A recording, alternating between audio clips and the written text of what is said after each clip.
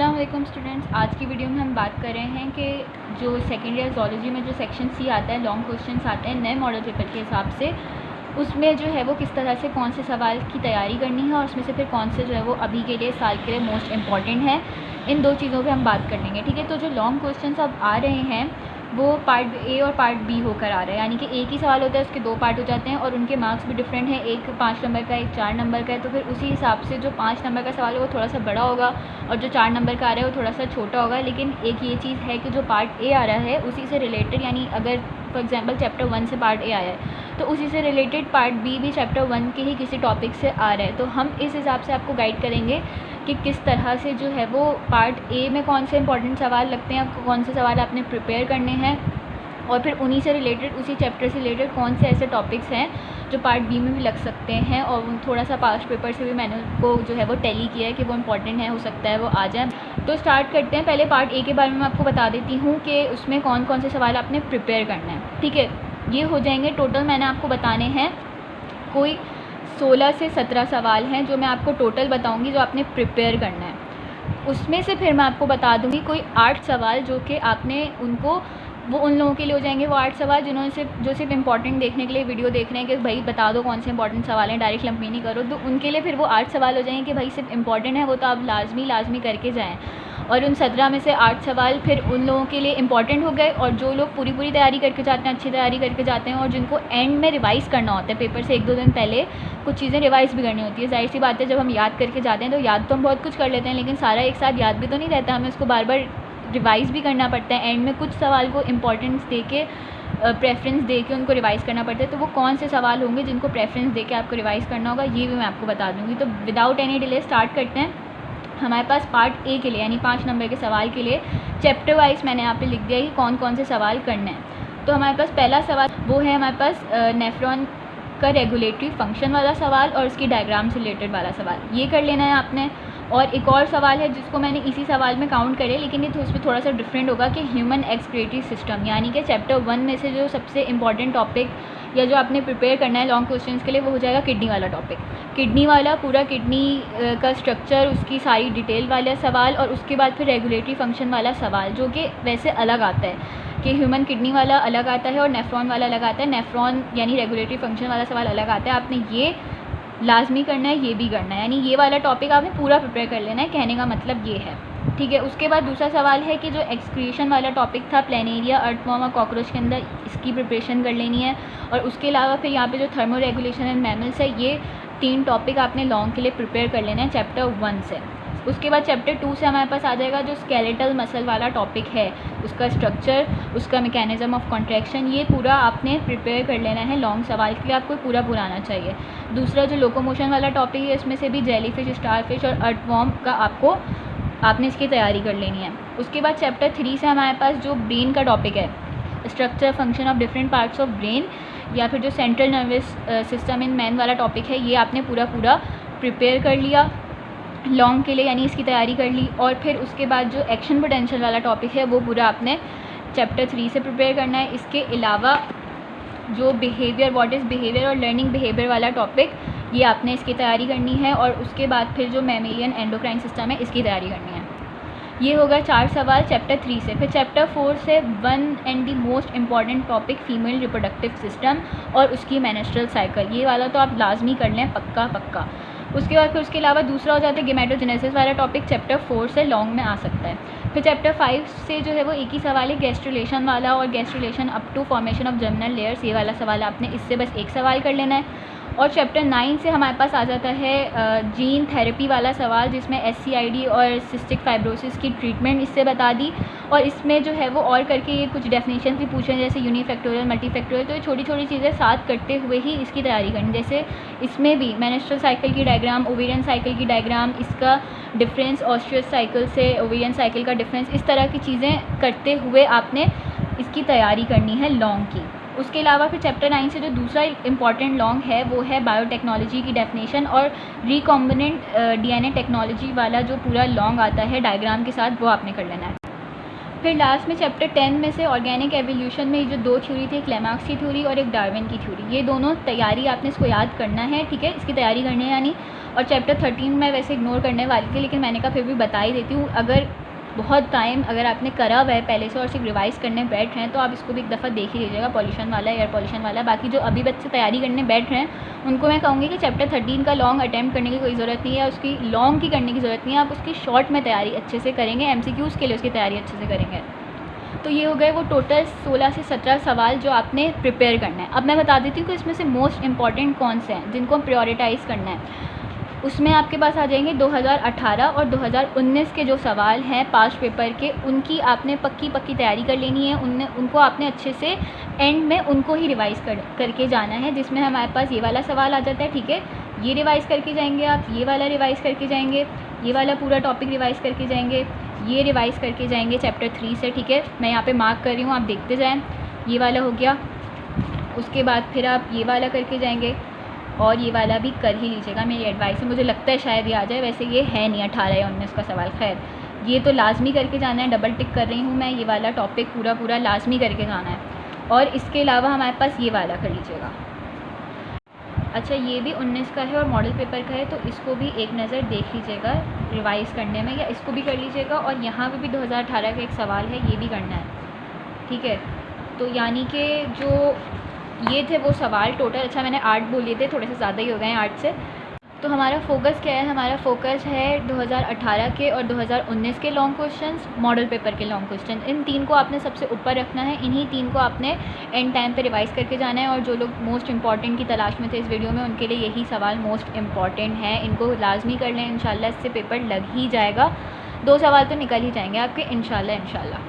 उसके बाद आ जाते हैं उन टॉपिक्स के ऊपर जो कि पार्ट बी में आ सकते हैं और जो कि एसोसिएटेड होते हैं, इंपॉर्टेंट जो पार्ट ए का क्वेश्चंस है उसी से एसोसिएटेड जो हर चैप्टर के जो टॉपिक्स निकल रहे थे, जो सवाल मुझे समझ आ रहे थे, वो मैंने लिख लिए हैं। फिर मैं आपको पास्ट पेपर के एस्पेक्ट से भी थोड़े से इंपॉर्टेंट मार्क करवा दूँगी। बाकी जिनको तैयारी करनी है सारी उनके लिए ये टॉपिक्स मैंने लिख दिए हैं सारे। तो जैसे चैप्टर 1 से होम्योस्टैटिक फंक्शन ऑफ लिवर कर लिया, किडनी प्रॉब्लम्स कर लिया, यानी किडनी का पूरा टॉपिक, उसके स्ट्रक्चर से लेके फंक्शन से लेके उसकी प्रॉब्लम्स और रेमेडीज़ तक आपने पूरा कर लेना है। फिर मैंने डायग्राम्स तक लिख दिए हैं कि नेफ्रॉन की डायग्राम की प्रैक्टिस कर लेनी है, किडनी की डायग्राम की प्रैक्टिस कर लेनी है, यूरिया साइकिल जो है उसकी प्रैक्टिस कर लेनी है, और सबसे इंपॉर्टेंटली जो ऑस्मो रेगुलेशन आती है marine fish, fresh water fish, इससे आपके शॉर्ट के सवाल भी निकलेंगे और लॉन्ग में भी इसकी ऑस्मो रेगुलेशन जो है वो पूछी जा सकती है। इसी तरह से थर्मो रेगुलेशन में जो ब्रेन का रोल होता है वो वाला टॉपिक कर लिया। उसके बाद फिर एक्सक्रीशन कर लिया आपने जो अदर एनिमल की थी, हाइड्रा, प्लेनेरा, अर्थवॉर्म की खास करके कर लें, इसमें से कोई 2 या 3 भी करके चले जाए ना तो मेरे ख्याल से निकल जाएगा इंशाल्लाह। उसके अलावा फिर हार्मोन एक्शन जो होता है किडनी का, यानी वही किडनी वाले टॉपिक का ही ये आ गया। फिर यूरिन की कंपोजिशन वाला कर लें और फीडबैक का जो भी सारा कॉन्सेप्ट है वो आपने कर लेना है चैप्टर 1 से। फिर चैप्टर 2 से हमारे पास होता है वो स्केलेटन का फंक्शन, स्केलेटल मसल की डायग्राम, सार्कोमेयर की डायग्राम, ये हो गया यानी स्केलेटन वाला। और मसल वाला पूरा टॉपिक कर लिया, मसल की टाइप्स के जितने भी करेक्टरिस्टिक्स होते हैं, किसके क्या होते हैं, वो कर लिया आपने।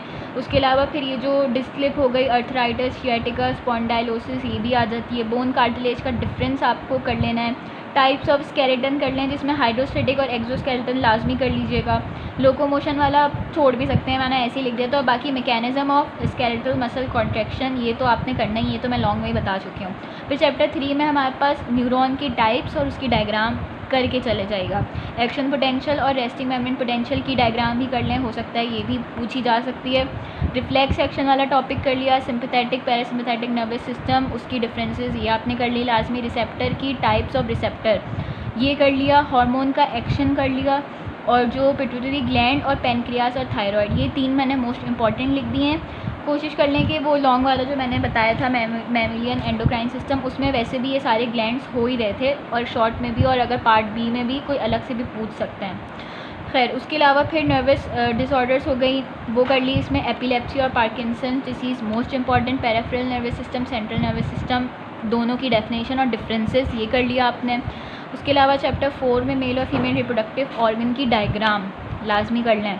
गेमेटोजेनेसिस की डायग्राम कर लें और एसटीडीज़ कर लें और डिफरेंसेस और वैसे भी डेफिनेशन oogenesis spermatogenesis की आपने कर लेनी है, डायग्राम भी कर लेनी है, डिफरेंसेस भी कर लेनी है, डेफिनेशन भी कर लेनी है। सबसे ज़्यादा इंपॉर्टेंट है। अगर ये वाला सवाल अटैम्प्ट करेंगे मेंस्ट्रुअल साइकिल वाला, फीमेल साइकिल वाला, हो सकता है पार्ट बी में ऐसा कोई सवाल आ जाए, कोई डायग्राम आ जाए, कोई और चीज़ आ जाए, एसटीडीज़ में से कुछ आ सकता है, इसलिए मैंने लिखा है।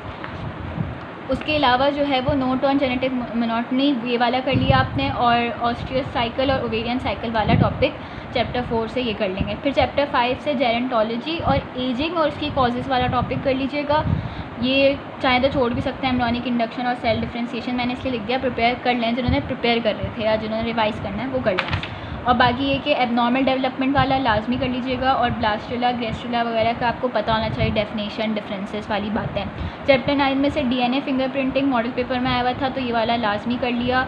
करना है एप्लीकेशन ऑफ बायोटेक्नोलॉजी वाला टॉपिक कर लें, application of genetic engineered bacteria वाला टॉपिक कर लें, जेनेटिक इंजीनियरिंग की डेफिनेशन और ह्यूमन जीनोमिक प्रोजेक्ट वाले टॉपिक डेफिनेशन, ये सारी चीज़ें आपने कर लेनी है। जीन सीक्वेंसिंग आपने कर लेनी है पार्ट बी के लिए।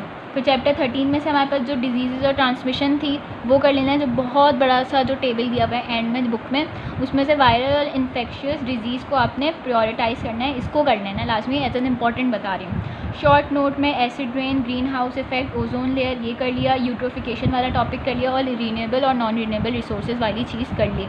चैप्टर 10 में से वही जो पैलियोंटोलॉजी और एम्ब्रियोलॉजिकल एविडेंस और वेस्टिजियल ऑर्गन से जो सारे एविडेंसेस थे जो कि एवोल्यूशन के सपोर्ट में थे, वो सारा पूरा करना है। वैसे इसमें से कोई 2 आते हैं तो आप अपनी मर्ज़ी से कोई 2 भी कर सकते हैं, बाकी मैंने कौन से 2 करने हैं तो वो भी 2 या 3 कौन से करने हैं तो वो भी बता दिए। पैलियोंटोलॉजी, एम्ब्रियोलॉजिकल और वेस्टिजियल ऑर्गन वाला एविडेंस 3 ये कर लें। इसी में से शॉर्ट भी निकल जाएगा, अगर लॉन्ग का पार्ट आता है तो लॉन्ग का पार्ट भी निकल जाएगा। और दूसरा आर्टिफिशियल सिलेक्शन वाला टॉपिक, एडवांटेजेस डिसएडवांटेजेस, ये भी कहीं पे आया हुआ था तो आपने ये कर लिया। इनमें से भी मैं इंपॉर्टेंट मार्क करवा देती हूँ, सही है। ये हो गया, किडनी वाला हो गया, ये वाला हो गया, ये लाजमी करना है, ये भी कर लीजिएगा। हार्मोन एक्शन किडनी वाला टॉपिक ये कर लिया चैप्टर 1 से। उसके बाद चैप्टर 2 से स्केलेटन के फंक्शन, स्केलेटल मसल की डायग्राम, सार्कोमेयर की डायग्राम, इसके डिफरेंसेस कर लें, और इसमें से ये कर लें, ये वाला कर लें, और ये 3 तो लाजमी कर लें आप। और इसके अलावा टाइप्स ऑफ स्केलेटन में हाइड्रोस्टैटिक स्केलेटन, एक्सोस्केलेटन कर लिया, और उसके अलावा जो है वो ऑल मसल कैरेक्टरिस्टिक्स वाला टॉपिक, और ये तो लॉन्ग में मैं बता ही चुकी हूँ। चैप्टर 3 में ये कर लिया आपने न्यूरॉन की टाइप्स डायग्राम के साथ, और ये कर लिया आपने पैरासिम्पैथेटिक, सिम्पैथेटिक, रिफ्लेक्स एक्शन लाजमी कर लें, टाइप्स ऑफ रिसेप्टर को तो पक्का कर लें, और नर्वस डिसऑर्डर में भी एपिलेप्सी और पार्किंसंस डिसीज़, और ये वाला मैं बता चुकी हूँ। और इसमें से पेरिफेरल नर्वस सिस्टम की डेफिनेशन या डिफरेंसेस वाली चीज़ देख लीजिएगा, बाकी ये जो जिस पर डबल ट्रिपल टिक है वो ज़्यादा इंपॉर्टेंट है। उसके अलावा इसमें से तो भाई ये वाला गैमेटोजेनेसिस की डायग्राम, डिफरेंसेस, स्पर्मेटोजेनेसिस, oogenesis, एसटीडीज़, ये तो आपने करके ही जाना है।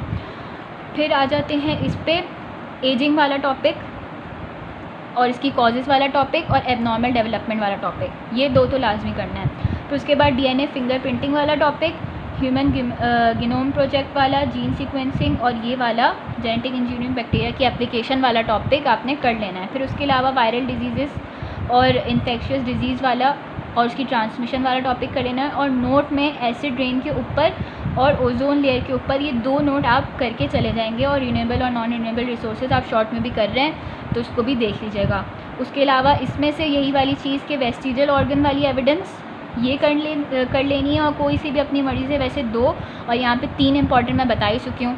तो ये हो गए वो सारे इंपॉर्टेंट टॉपिक पार्ट बी के लिए है, सारे प्रिपेयर कर लें, और जो इंपॉर्टेंट मार्क करवाए हैं उनको जो है वो इंपॉर्टेंट मार्क करके उनको एंड में आपने रिवाइज़ कर लेना है, सही है। और इसमें से जो पार्ट बी के आप टॉपिक जो इसमें से कर लेंगे ना, जो मैंने मोस्ट इंपॉर्टेंट मार्क करवाए हैं, उससे आपके इंशाल्लाह शॉर्ट भी आपके 50 to 80% ज़्यादा बोल दिया, 50 to 60% शॉर्ट भी निकल रहे हैं। बाकी शॉर्ट पे अलग से इंशाल्लाह अगर इस वीडियो का रिस्पांस अच्छा आता है तो अलग से उस पर वीडियो बना लेंगे। सेक्शन ए की गाइड के लिए भी एक अलग से वीडियो बन जाएगी अगर आप लोग बोलेंगे तो, सही है। यहाँ पे आके ये अपना जो गाइड है वो कंप्लीट होती है सेक्शन सी से रिलेटेड। आपको अभी भी कोई कन्फ्यूजन हो, कुछ हो तो आप पूछ सकते हैं। बाकी मेरी एडवाइस आपको यही है कि आपने मॉडल पेपर, पास्ट पेपर 18 और 19 का पेपर, इसको ग्रिप में रखना है सबसे ज़्यादा। सारा इस वीडियो का जो निचोड़ है वो यही है, सही है।